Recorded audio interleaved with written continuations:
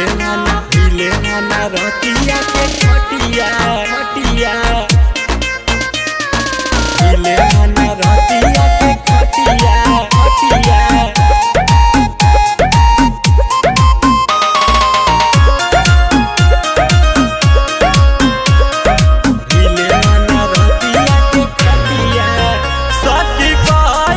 ससुरा के बंदिया अपना ससुरा के बंदिया मोरा पियावा ना बालिक हिलला ना रतिया के खटिया हिलला ना रतिया के खटिया हिलला ना रतिया के खटिया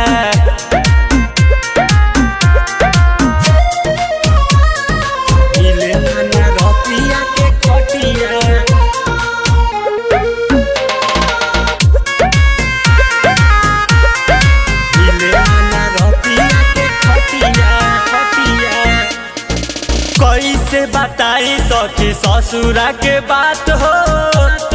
पियावा न दान हमार बुझेल न बात हो पियावा न दान हमार बुझेल न बात हो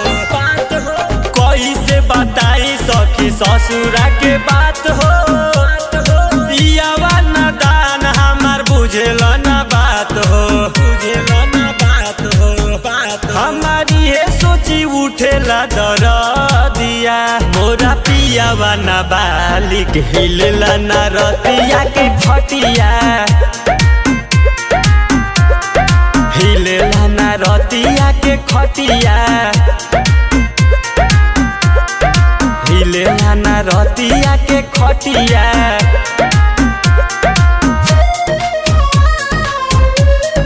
हिलला ना रतिया के खटिया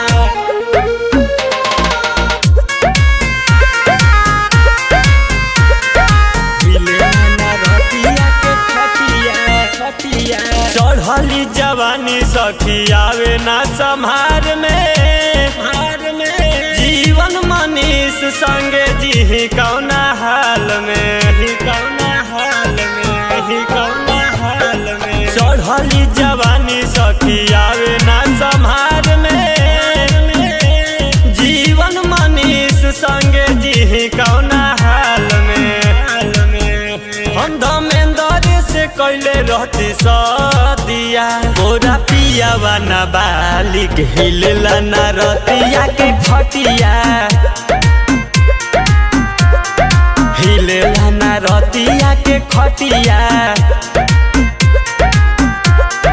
हिलला ना रतिया के खटिया।